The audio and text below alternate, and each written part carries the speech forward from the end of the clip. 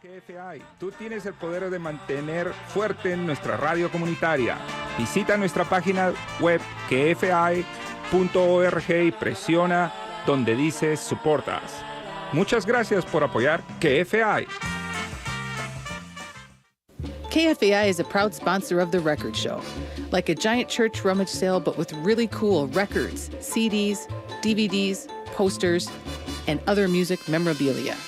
The next record show is Saturday, October 7th, 9 a.m. to 4 p.m. at the American Legion, 6501 Portland Avenue South in Richfield. Lots of free parking.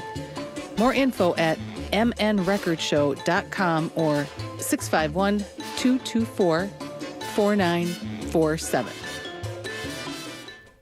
Are you one of 450 valued KFAI volunteers who contribute in fulfilling over 25,000 volunteer hours annually? Do you know how much we love you? If you receive the monthly newsletters, you do. The most up-to-date volunteer notifications are available to you in a monthly digest, including volunteer interviews, KFAI community involvement, and opportunities to get involved. Sign up today by emailing volunteers@kfai.org. And good afternoon. It's a minute after 1 o'clock here on your community radio station, KFAI, 90.3 FM Minneapolis and 106.7 FM St. Paul, Radio Without Boundaries. Time for the Northern Sun Radio News Show with your host, Don Olson. Well, as I promised last week when we had the pledge drive, and I want to thank all of you who did call in. So nice that so many did do that, that I would replay Jack Nelson-Pallmeyer's talk from last week without quite so many interruptions, because we have to do that. We need to do our pledge drive. So I'm going to be replaying that, and this is called The Permanent Warfare State. Where are we? How did we get here? And what is the way forward?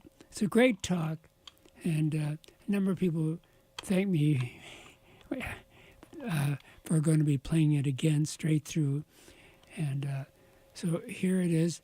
I taped this last summer at Peace Stock on July 15th. It was down near Red Wing, Minnesota. It was put on by the Red Wing and the Twin Cities chapters of Vets for Peace, and there was an enthusiastic crowd there as Jack was coming to talk.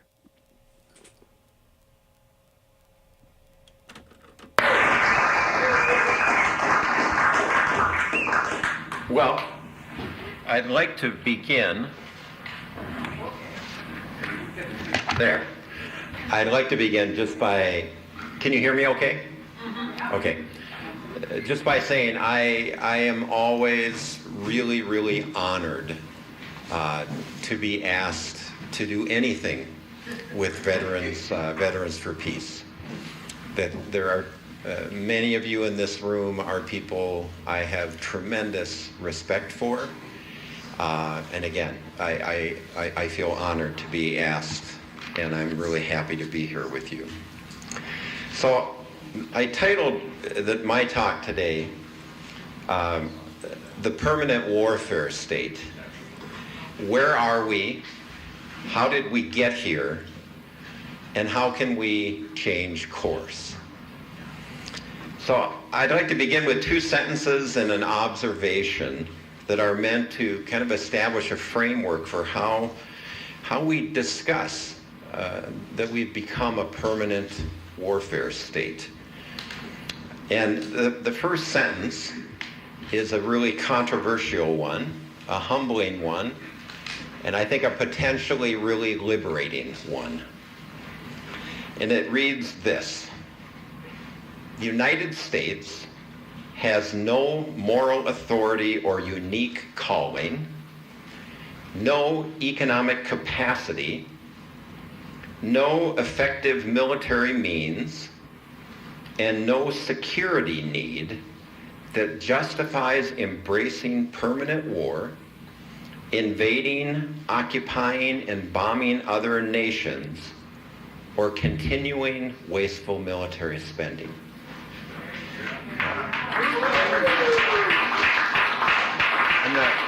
I'm going to read that one more time, and what I'm going to do is shape my talk around is examining each of these four claims that I'm making in this statement. The United States has no moral authority or unique calling, no economic capacity, no effective military means, and no security need that justifies the permanent warfare state.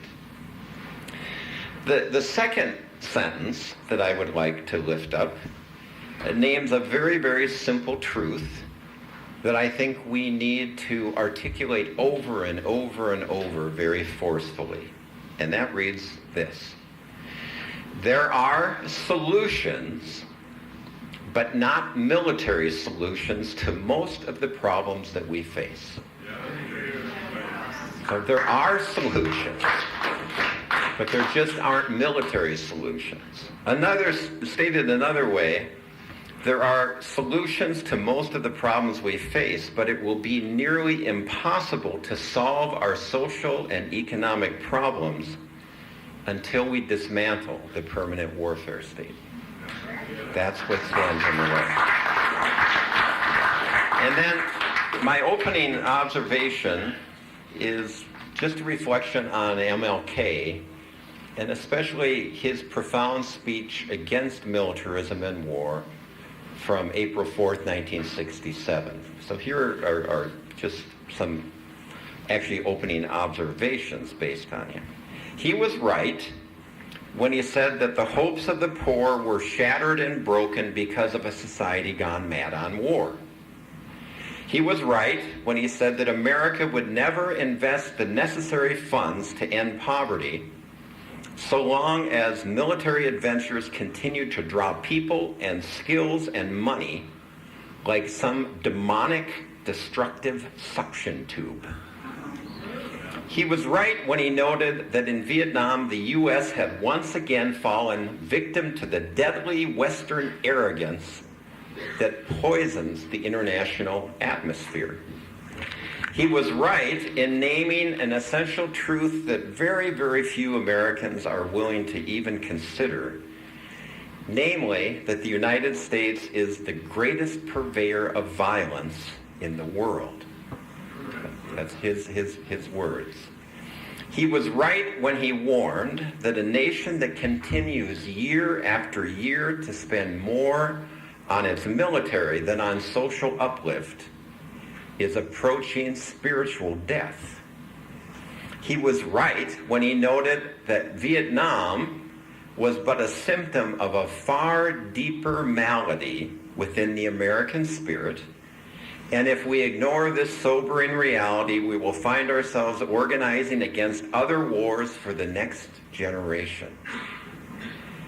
And he was right when he understood that meaningful change in public policies, structures, and systems that perpetuate poverty and war would only be possible with what he called a radical revolution of values. So those are two initial statements that I'm trying to frame, and then these observations that I would ask us to keep in mind, because I think they are so profoundly on target. So I want to examine each of the four claims that I make in that opening statement. The first is no moral authority or unique calling. Unfortunately, most Americans continue to embrace the mythology of American exceptionalism. This is evidenced by the fact that almost every politician, other than the one we heard from this morning, almost every mainstream politician invokes American exceptionalism without exception when they are running for higher public office. What concerns me are the many ways in which this mythology of American exceptionalism undergirds, reinforces, and justifies the permanent warfare state. And before offering specific examples of the troubling and destructive relationship between American exceptionalism and the permanent warfare state, I want to call your attention to what I think is a really, really important distinction, in language. And the distinction is between militarism, right, and militarization. And I think we oftentimes use these words interchangeably, but I would ask you to hang in here with me when I try to make a case that it's important for us to distinguish between them and to understand the relationship of militarism to militarization. Okay, that sounds a little abstract. I'll be very specific. Militarism is a belief system.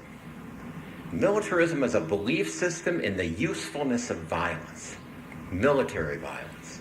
Militarism is a belief system that reinforces the idea that warfare works, that military violence works, that it saves, that it keeps us safe, that it solves problems, that it offers a way, and in fact, in the mythology, oftentimes offers the only way to respond to a series of crises and problems. So at the heart of militarism, which functions as a religion in the United States, is this belief system that violence is effective and that the mission of our soldiers is noble. Okay? So you get the idea. I'm making the claim here that functionally, the dominant religion in the United States today is actually militarism, this belief system in the usefulness of violence.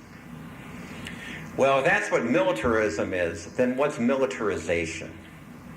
Militarization is the process and means of putting that belief system into action. Militarism translates or expresses that belief system into actual military policies and priorities. We see militarization on multiple fronts as military values, military ideas, military priorities, and military policies crowd out all other options. So let me give you a little bit of a laundry list of some of the examples that we see in the permanent warfare state in the United States of militarization, where the belief system and the usefulness of military violence is finding expression in policies. Well, we heard one already this morning. Bill, you were just talking about it, and some others. Budget priorities. Budget priorities that privilege military spending while we cut back on almost everything that matters. Another example, the continued production of outmoded weapon systems can be explained because of the depth of this belief system. Or we heard this also mentioned, agencies like Homeland Security and members of the supercharged military-industrial complex expand their power and influence within our society. We see it in the invasions and occupations and bombings of other nations. They become standard policy and practice.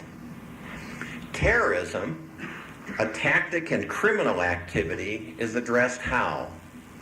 As a war on terror. A war on drugs is chosen over treatment and prevention. Immigration solutions are limited to militarizing the border and building walls. All these are signs of militarization. There are others. Many U.S. police forces in the United States are taking on characteristics that use equipment similar to an occupying army. Humanitarian concerns are used to justify brutal military campaigns that usually involve other hidden motives and objectives, other signs of militarization. The United States dominates both global military spending and becomes the leading world's arms merchant. Violent tactics, including invasion and occupation, drone warfare, CIA destabilization operations, special operations forces worldwide, are chosen while the structures that encourage diplomacy are underfunded and essentially minimized. And then lastly, and this is not an exhaustive list that I'm giving you, I would be remiss not to mention at least the domestic gun culture. I don't have the number, some of you probably do, but it's a rather frightening figure when you hear just how many weapons, including sophisticated assault weapons, are now common to our culture and society. Now, in this room, we could come up with dozens of additional examples, but collectively, just from my meager list, I hope that you can see how militarism, this belief system in the efficacy and usefulness and nobility of military violence, paves the way for militarization. The implementation of military policies and solutions, in quotes, that emphasize overwhelmingly military power. Presto, the U.S. functionally becomes a permanent warfare state. And because of that culture, that belief system, that religion of military violence, almost nobody notices. Almost nobody would pay any attention, I know people in this room will, to the accusation that I am making that the United States is literally the most militarized country in the history of the world. It goes unnoticed. It's like the air that we breathe. So let me offer two examples of how American exceptionalism reinforces this permanent warfare state. The first is a quote from retired Lieutenant Colonel William J. Astor, who has become a strong voice challenging both militarism, the belief system, and militarization, the policies that flow from it. He writes, "We wage war because we think we're good at it, and because at a gut level we've come to believe that American wars can bring good to others. Hence our feel-good names for them, like Operations Enduring Freedom and Iraqi Freedom. Most Americans are not only convinced we have the best troops, the best training, and the most advanced weapons, but also the purest motives. Unlike the bad guys and the barbarians out there in the global marketplace of death, our warriors and warfighters are seen as gift givers and freedom bringers, not as death dealers and resource exploiters. Our illusions about the military we support," and he put support in quotes, "serve as a catalyst for and an apology for the persistent war-making we condone." Pretty powerful critique. The second challenge comes from another career military, and I think it is really one of the reasons that Veterans for Peace is so important is because people who have experienced war are speaking out against war based on the lessons that you learned, in many cases through the wounds in your own bodies and psyches. Andrew Bacevich is also career military, and he's been doing some quite, I think, helpful, critical thinking about U.S. military policies and the U.S. role in the world. So here's quotes that I've kind of run together from Bacevich. He says that U.S. leaders live by what he calls an American credo that has become a de facto prerequisite for high office. He says, the Credo summons the United States and the United States alone to lead, save, liberate, and ultimately transform the world. This worldview, or credo, has guided U.S. policymakers for at least the past 60 years and has been expressed in the abiding conviction that the minimum essentials of international peace and order require the United States to maintain a global military presence, to configure its forces for global power projection, and to counter existing or anticipated threats by relying on a policy of foreign military interventionism. The minimum essential is not just a global military presence, but overwhelming military supremacy, which obliges the United States to maintain military capacities staggeringly in excess of those required for actual defense. Another pretty powerful and I think accurate critique coming from, in this case, Andrew Vasevich. Now, I'm guessing that as you're listening to me, you're probably thinking, yeah, you know, this mythology of American exceptionalism, that's a problem, but it really should be easy to debunk. And I'm guessing that it would be very easy to debunk. Everyone in this room could add a story that would debunk this mythology based on your experience and your understanding. Unfortunately, you are not the majority of the culture. But citing just a couple of things that I think would help us debunk. How many of you are Vietnam War vets? Pretty easy to debunk this mythology based on your experience and the actual conduct and practices and intentions of that war. I think of Marv Davidoff as I was putting this section together, and his life, first of all, but also his appearance in that really, really powerful film that many of you have seen, Bombies, where we learn about the so-called secret bombing of Laos, in which the United States dropped more bombs on Laos than it did on Japan and Germany during World War II, all without the knowledge of the U.S. Congress, apparently. And if you look at the hundreds of thousands of people, the millions of people displaced, the many, many thousands killed, I show that film to my students, and I overheard several of them walking out of the class that day this spring saying, worst country ever. Worst country ever. It's when we give students and others an opportunity to think critically, many people will do so. At least I find that with my students. So just even showing the film Bombies is a way of shattering some of that mythology around American exceptionalism. But we can also point to the CIA overthrow of numerous governments, including in Guatemala and Iran and elsewhere.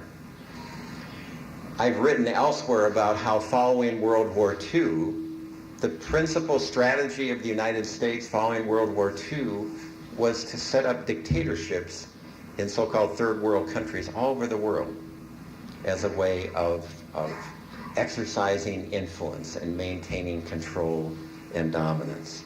Doesn't exactly fit the mythology of American exceptionalism. Then there was, in my own experience, the U.S. support for the Nicaraguan Contras, a terrorist army. And I lived in Nicaragua during some of those war years. And I can tell you it was really, really painful as an American citizen, even one who was reasonably well informed about some of the problems with U.S. exceptionalism and U.S. policies. To be on the ground in a place where other Europeans were building schools only to have them burned down, where cooperatives were being formed, giving farmers access to land for the first time, were under brutal attack, and to know that the U.S. CIA was handing out knives and instructions on how to assassinate healthcare workers, teachers, and others. Doesn't really fit very well with the idea of American exceptionalism. More recently, we have the disastrous invasions and occupations of Afghanistan, Iraq, and as the list on that yellow sheet calling us to attend a protest coming up on the 22nd, we have a fairly lengthy list of nations where the United States is engaged in brutal wars that end up creating millions of refugees and lots of other problems. I want to offer just one other personal example as I was putting this together. I don't know how many of you remember the name from El Salvador, Herbert Anaya. Is that a name that rings a bell with anyone? Herbert Anaya, I met Herbert Anaya in June of 1987 in El Salvador. He was the head of the non-governmental Human Rights Commission in El Salvador. This is not I'm assuming that most of you haven't, but did any of you ever read the book that I wrote called War Against the Poor? One, I see 2 hands, 3 hands. I think it would be worth a rereading. I picked it up for the first time this week in preparation for this talk because out of the blue, I got an unexpected email from the widow of Herbert Anaya and the daughter of Herbert Anaya. I met Herbert Anaya again in June of 1987, and I write about this in War Against the Poor. We had just come from the U.S. Embassy, and the U.S. Embassy was talking about all the wonderful things the United States was doing in El Salvador. We were promoting democracy, we were reining in the death squads, we were promoting human rights. It was a long list of cheery lies. And then we went to the Independent Human Rights Commission, and Herbert Anaya spoke to our group. And he was the one who educated me most about low-intensity warfare strategy. And low-intensity warfare, which is what this book, War Against the Poor, is about, was a strategy of warfare that emerged from the United States after its failure to impose order and a system in Vietnam. And it essentially set out to how can the United States improve its intervention capacity in third world countries. And the answer that came back was low-intensity warfare. And the idea was to integrate into a comprehensive warfare strategy economic aspects of warfare, like relying on the IMF and others to impose structural adjustment programs, psychological aspects of warfare, specifically terrorizing the civilian population, other military aspects of warfare, but also diplomatic aspects of warfare, including, very importantly, the use of elections for undemocratic purposes. The use of elections in a place like El Salvador to cover up who was actually controlling the country. And Herbert Anaya, when I met with him, spoke with incredible power of defending human rights in this context in El Salvador. And he laid out with crystal clear clarity the strategy of the United States to manage terror in his country. That whenever the political moment required it, there was massive repression and thousands of bodies appearing in streets. And that period would be followed by lessened numbers of repression, and instead was followed by targeted killings of key leaders, just to keep the memory of repression alive enough to intimidate the people into silence. And he spoke eloquently about the use of the United States to carry out an election that covered up its own power to continue controlling events in El Salvador through the U.S. Embassy and the compliant governments that we put in place. And when I met with him in June 1987, I wrote in the margin of my notes, I'm talking to a dead man. And I woke up in November of that year to a story on public radio, literally woke up. I had my alarm set to public radio, to the announcement that Herbert Anaya had been assassinated as he left his home and was taking two of his children to school. Now, the official, at the time, years ago, commission indicated that Anaya may have been killed by the armed opposition. But what I just heard from the widow and the daughter is that in El Salvador, thankfully, they have undone the amnesty law and they are reopening the investigation into who really killed Herbert Anaya. So I know that that's a lengthy personal story, but I tell it for a number of reasons. One, it was probably one of the most transformative moments in my life. These encounters with Herbert Anaya, what he saw about the nature of my country that I had to learn and learn through him, and also to recognize the power of that voice continues in some ways in El Salvador through the remembrance of Anaya, that Independent Truth Commission or Human Rights Commission. And it illustrates, I think, well, the failure of that mythology of American exceptionalism. We'll be continuing on with Jack Nelson-Pallmeyer. The Internet Geeks at IP House are proud supporters of KFAI Community Radio. IP House provides Internet hosting and access for your community, large or small. More information is available at iphouse.com. Introducing from Studio One. Something for your mind. The newest web show, Snap, Crackle, and Pop. Heard exclusively at KFAI.org/Snap, Crackle, Pop. With your three hosts, Andy, Krista, And Dave. your weekly dose of great music. great conversation And more great music. Download. every week. It's fun. KFAI.org/Snap, Crackle, Pop. If you don't listen to it, it will listen to you. We're so good, they put us on the internet.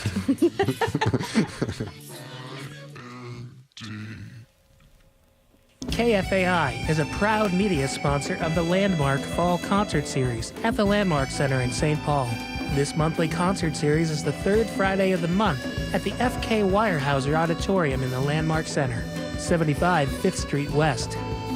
Friday, October 20th will be headlined by Molly Mayer and Dusty Hart with a cocktail hour starting at 7. Music starts at 8. More information and tickets at landmarkcenter.org/landmark.html. And we're back with Northern Sun News with your host, Don Olson. A couple of announcements, then we'll get back to the permanent warfare state. 16 years after the U.S. invasion of Afghanistan, stop endless U.S. wars. There'll be an anti-war protest Saturday, October 7th, 1:30 p.m. gather at Mayday Plaza. It's just down the street from here, 3rd and Cedar Avenue South on the West Bank. And at 2 p.m. there'll be a neighborhood march, and that will then return to a starting point. And it's so they're calling for say no to the wars, no to ban of immigrants, stop wars in all these different countries, and etc. Funds for housing and health care, not for war. Sunday, it's the 33rd annual silent auction for Women Against Military Madness, and you're invited to be there. It's a fundraiser for them, and so they say, has the current political climate have you screaming? Join us at our annual not-so-silent auction. Includes dinner, buffet, adult beverages, and music. And this year, a group howl to get out all of those frustrations. Anyway, it will be this Sunday from 5 to 8 p.m. at St. Joan of Arc Church, 45th and 3rd Avenue South, Women Against Military Madness. And there's an entry fee, and then you get to bid on things. So that'll be on Sunday, October 8th.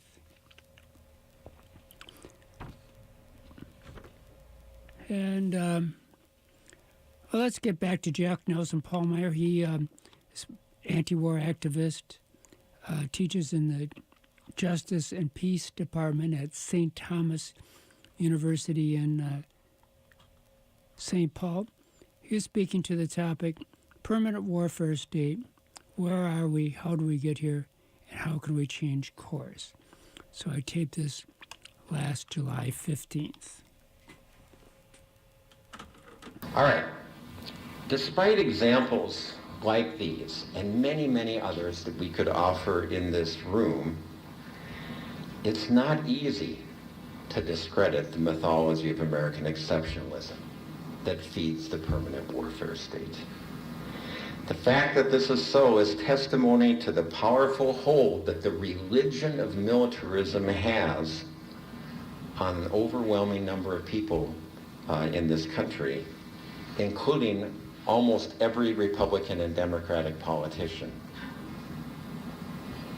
But I think there are some opportunities lurking in this state of affairs, or in this present moment. I'll come back to those. All right. Well, hopefully I probably didn't have to persuade you, but maybe I've given you some arguments that we can use when we hear American exceptionalism raised, which we do so frequently, about our moral superiority and our unique calling. All right, the second thing that I had in my sentence was no economic capacity. We do not have an economic capacity to be a militarized empire and to maintain a militarized permanent warfare state. Compared to other developed nations in the world, the United States has poorer outcomes in every single measure of social well-being. If it's life expectancy, if it's infant mortality, we're worse. If it's child poverty or poverty rates in general, we have greater inequality, we have far weaker social safety nets, we have crumbling infrastructure. We live in one of the most unequal of all societies. I mean all societies, including third world kleptocracies. We're right up there. More than, by the way, I was one of the few people who thought Donald Trump was going to win. And I can tell you why I thought he was going to win after a while, but one of the reasons why was when I heard that 60% of Americans, according to a recent poll, said that they could not handle or afford a $500 unexpected bill, that would throw their lives into turmoil. 60%. Nearly all of these issues that I just named, and I could name many more, are traceable in large measure to the militarization of our budget. Congress this year devotes 54 cents out of every dollar in the budget that it controls, the discretionary budget, to war making. Think about that. We elect members to Congress. Congress gets to determine the budget. The president submits a budget, but Congress is the one that makes decisions about the budget. And this year, 54 cents out of every dollar that they appropriate goes to war. Another 6% goes to veterans. So that means that 60% of the discretionary budget of the United States is devoted to war and then the consequences, partial consequences of war. The Veterans Administration budget has tripled since 2001 as a result of how many soldiers have been impacted by the wars that we are sending them to fight. More than 2 million former military personnel have entered the VA system, literally flooding that system. Half of that 2 million have been awarded lifetime disability benefits, and 1 out of 7 have traumatic brain injuries.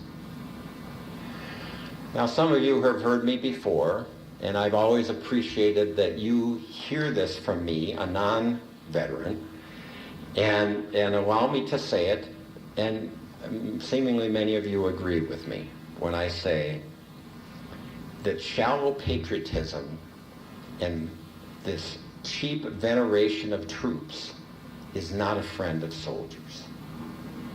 And that what I say is that U.S. soldiers are not dying for their country.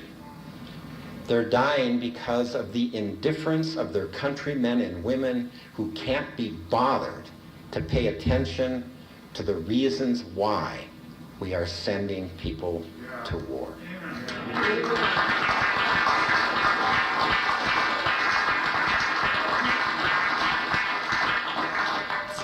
We've already heard mentioned again this militarization, that the Trump administration is asking for a $54 billion additional spending for the military budget. Now, just so you know, $54 billion is just a little less than the entire Russian military budget. The $54 billion increase is I think $10 billion less than the entire military budget of Russia. The recent estimate that I've seen is that the present and future costs of the wars that the United States has fought since 2003 is now about $5 trillion. The 100 top military contractors received $175 billion in contracts in 2015 from the Pentagon. Think about that. $175 billion in 2015 alone. Lockheed Martin alone received federal contracts worth more than the budgets of 22 of the 50 states. So think about that. Lockheed Martin, what it alone gets from the federal government is more than the entire state budgets of 22 of our states. Well, and of course the most obvious consequences of militarization of the budget is increased poverty and a long list of unmet social needs. Less obvious, but I think now increasingly important for us to deal with, are the political consequences. I've recently read 2 books I want to call your attention to that I've read because I'm trying to find a way to understand what just happened. I'm trying to understand the mindset of people who elect people like Donald Trump or the lunatic, what used to be the lunatic fringe of the Republican Party that is now the majority of the Republican Party. And these 2 books are actually really, really interesting and challenging. I want to just tell you a little bit about them. The first one is called The Politics of Resentment. It's written by a woman named Catherine Kramer, and that's about what happened in Wisconsin and the election of Scott Walker and the defeat of the effort to impeach Scott Walker and get rid of him. I'll say more about that in a second. And then the second one is a book called Strangers in Their Own Land by Arlie Russell Hochschild, who is a sociologist from Berkeley. And I'll talk about that one first. She decided, she was trying to figure out what was going on. Any of you have read the book, What's the Matter with Kansas? And it's basically a book about why do people in Kansas seemingly vote against their own economic interests. And so she wanted to find out what was going on more recently, and so she spent a lot of time in Louisiana, one of the poorest counties in Louisiana, that overwhelmingly elected Tea Party people, Republican governors, and did so electing people who were literally supportive of policies that were poisoning and killing them and their children.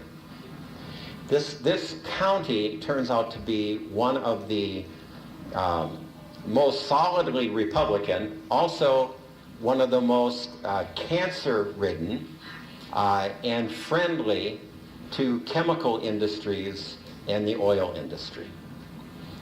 And she interviews these people, lives with them, talks to them for a long time, and essentially here's the analysis or the explanation of why they vote the way they vote. Two analogies. One is they say they see the American dream as a line, and it's a line that leads to success and really good things, and they associate the federal government, and to a certain degree, if they elect Democrats, the state government, but especially the federal government, all the federal government does is it helps people butt in line.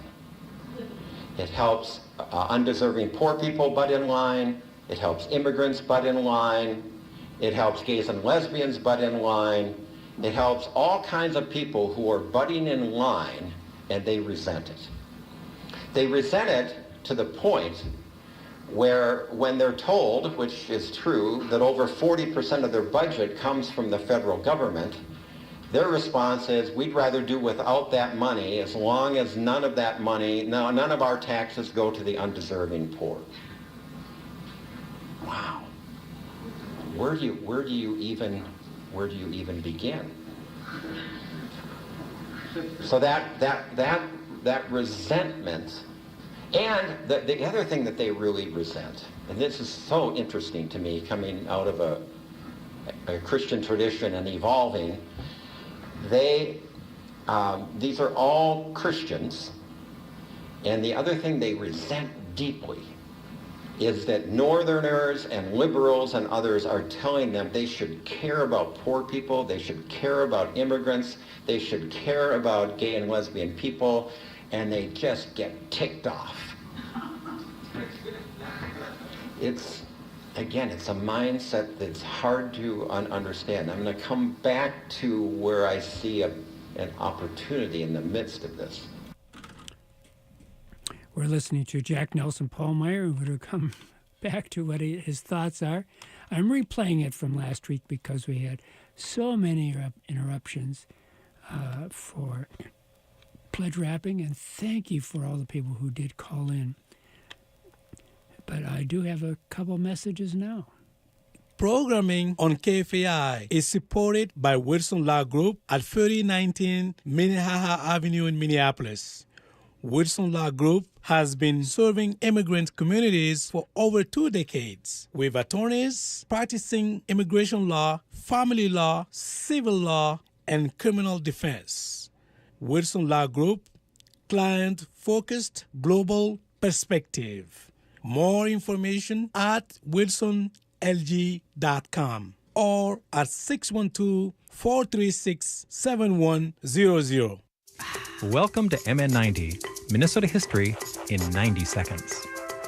Orrin Hench was a farm boy from Sanborn, Minnesota. A month after Pearl Harbor, he joined the Navy to fight in World War II. November of 1944, Hench was transferred to the crew of the USS Indianapolis, which July of 1945 delivered the bomb that would be dropped on Hiroshima.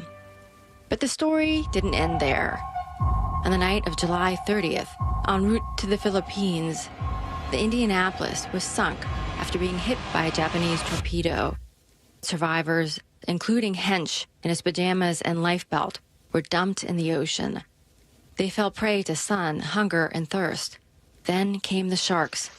Dawn and dusk, the sharks picked off the men. Their screams rent the silence. This went on for 4 days. Hensch told a reporter in 1969, "I was absolutely determined to make it." Finally, a plane spotted the Indianapolis crewmen August 2nd and radioed for assistance. Erwin Hensch was one of the last living survivors of the USS Indianapolis when he died October 15th, 2013, in Crosby, Minnesota. MN90 is produced by Ampers, diverse radio for Minnesota's communities. Made possible by funding from the Minnesota Arts and Cultural Heritage Fund. Online at mn90.org. And now we'll get back to Jack Nelson-Pallmeyer. His talk was sponsored by Vets for Peace from Red Wing, Minnesota, and the Twin Cities this past July 15th when I taped it. Permanent warfare state, where are we, how did we get here, and how can we change course? Okay, the other book I'll just mention very briefly again is the one set in Wisconsin. And there we add an interesting dimension that not only is there this deep, deep, deep resentment of the undeserving poor and the idea that some of their taxes are going to help the undeserving poor, is now there's a new group on this list of undeserving. All public employees. And so public employees are resented because they have health care. Public employees are resented because they sometimes have decent jobs. Now, when I'm reading this, I'm thinking, great, you should be resentful that if you don't have decent health care. You should be resentful if you have non-living wage jobs, or at least you can be frustrated. But if you really want to be resentful, then target the corporations that are poisoning you, in the case of Louisiana, and target the policies that are undermining decent wages, and decide, wait a minute, maybe instead of resenting to the point of trying to undermine public unions that have health care, why don't we go down the road of, hey, maybe we all could have decent health care. But that idea seems to never, ever even enter as a possibility, as a thought process. So I think, again, I'm going to come back to this in a second, that the problems that we face living in the permanent warfare state are aggravated, obviously, by the fact that we live in an unequal country where politics is largely dominated by economic elites. Those two things are coming together. But at the heart of the crisis, it seems to me, is what King talked about when he talked about we're going to have a radical revolution of values. I'll come back to that in just a minute. Okay, my third claim in my opening sentence is a direct challenge to militarism itself. In other words, a direct challenge to this belief system in the usefulness and effectiveness of military power. So I say, the United States has no effective military means by which to successfully invade, occupy, or bomb other peoples and nations. So there are two fundamental implications of this claim that I'm making. And again, well, I'll get to it. I don't want to get ahead of myself. So, okay, the first implication. There are no military means by which you can solve problems that don't lend themselves to military solutions. There are no military solutions to climate change. There are no military solutions to the lack of Social Security. There are no military solutions to our crappy healthcare system. There are no military solutions to terrorism. There are no military solutions to many, many, many problems. But because of this belief system, and because that belief system gets put into actual policy practice, we function as though military stepping in is somehow going to make things better. So here's another claim I would make, again, a very unpopular one in most circles, that every military engagement of the United States since the end of World War II, when judged through the lens of both immediate and longer-term consequences, has been an objective failure and a disaster.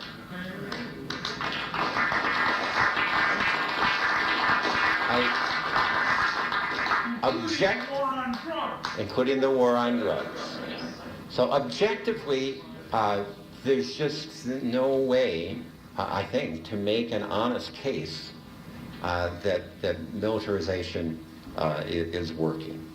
The problem is that because militarism is a religious belief system in the usefulness of military violence, failures don't prompt a reassessment of that faith. What they prompt instead is a tweaking of the policies of militarization. What is needed, according to this, is the development of a new military course of action. James Carroll has a wonderful quote in which he notes that the problem with this is that military preparation always leads to its eventual use. So here's the quote. He says, ironically, nothing undermines American security like the cuts in public spending, infrastructure, schools, libraries, made necessary by exploding budgets for outmoded weapons. He says, it's not just guns over mere butter now, but over bread and books and bridges. This monetary calculus leaves aside the most corrupting dynamic of the war economy. How the nation is driven into unnecessary wars simply by the unleashed momentum of hyper-war preparedness. He says, overinvestment in arms leads to their use, period. That's a really, really important point. That the problem isn't just that we're producing these things that are ineffective.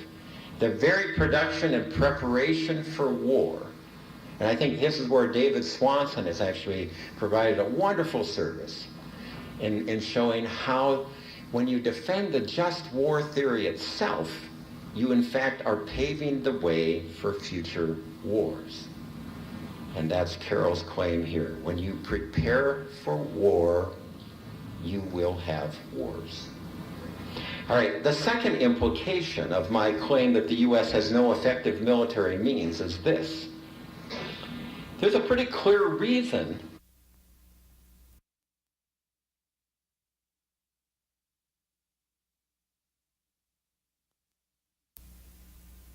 to the contrary about noble purpose.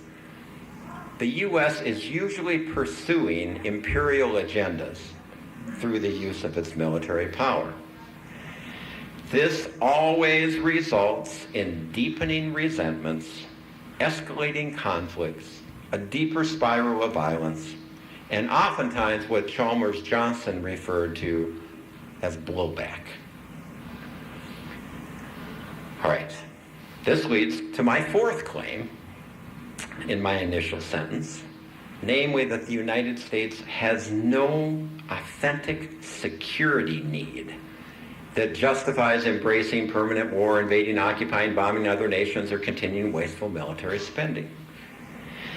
Now, a key to understanding the allure of militarism, that faith system in violence, we need to pay attention to the view that militarization, the enactment of military policies and military intervention, is somehow the key to keeping us safe. That we do this, we militarize our foreign policy. We have this process of militarization because the understanding is that's what keeps us safe. It's necessary for our national security and necessary for our own safety. I thought it was interesting. This week I came